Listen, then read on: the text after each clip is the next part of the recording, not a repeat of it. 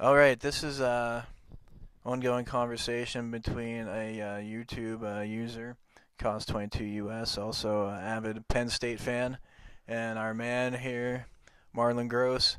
Uh, Cos's reply this week.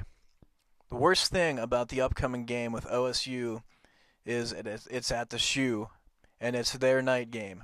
Being a fan, I always have hope, but OSU is ranked number 4 for a reason. Although the toughest teams they have played this year is Northwest and Wisconsin, which their margin of victories were a lot less in those games, versus the blowouts against the bums earlier in the year. They'll probably be favored by about 14.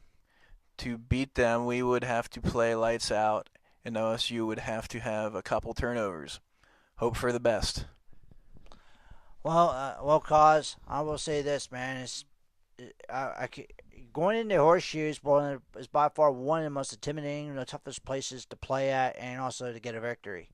And Penn State was lucky to win twice over the last few three meetings against the Buckeyes. But the problem is the NCAA, how scumbags they are and card artists, they don't count.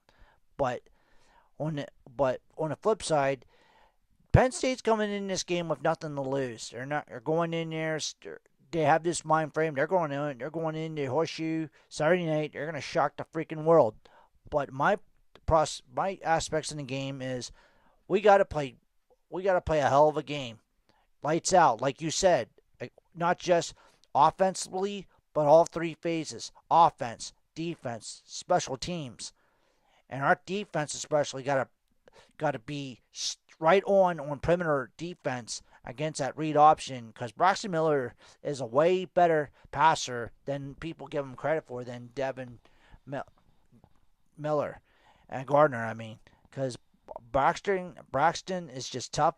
He'll beat you both his legs and his arm, and he's gotten much better than he was last year. Even though he set out a couple games with a left knee injury, and they still got a good backup if something happens tomorrow night. If they Friday Saturday night if they got hurt, but we got to be ready. We got to be on our shows. But you're right there that if we could get a couple turnovers, or if we make them first to turn over the ball a couple times, that could definitely help. And also, we gotta light them up against our defense with our tight ends, because this could be the come out game for Carter and Brenneman and uh, Jesse James. If they come out, show up like gangbusters Saturday night, we could be in for the most greatest upset in the O'Brien era. But we got to bring all three faces together like it's no tomorrow. We got to show up, be ready to play, because Ohio State's no joke, dude. They're being coached by one of the best football coaches in the country, Urban Meyer. And this guy's a proven winner. He won 2 national championships and 3 undefeated seasons in Utah, Florida, and Ohio State. But correction, and during his several years in Florida, which he won those 2 national championship teams, they didn't go undefeated. They had 1 loss, but they were the best 1-loss teams they ever had. But my favorite teams in Urban when he was at Florida was when he had coach Tim Tebow. That was one of his favorite players he ever coached, bar none. But Ohio State, we have to be ready for a hell of a battle. If our defense brings it together, to tell you the truth, it'll be great. Butler has to show up his game no matter what. He has to bring his A game coaching wise, because the man hasn't shown me nothing at all against perimeter read option type defenses, against opponent offenses. This is his last shot. If we're going to have any chance to redeem himself, this is it.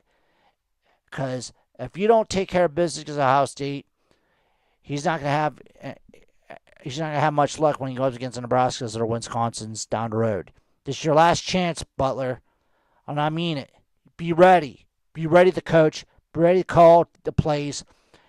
Have your guys set in all perimeter. Strong, good perimeter play. Be on your space.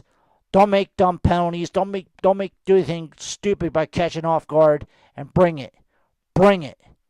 For our sakes. Because you want to beat the best, this is the chance of a lifetime, boys. And offensively, I ain't worried about Hackenberg. I knew this is a hell of a great opportunity for him. If he could throw, like we say, about 30 out of 40, 300 plus yards, 4 TDs, watch out, America, because we have a true freshman All-American on our hands if he lights it up Saturday night. But we'll see about that. Because hopefully we can get a little bit of a running game going. Hopefully bust up some holes, get a couple nice long runs. We'll see what happens.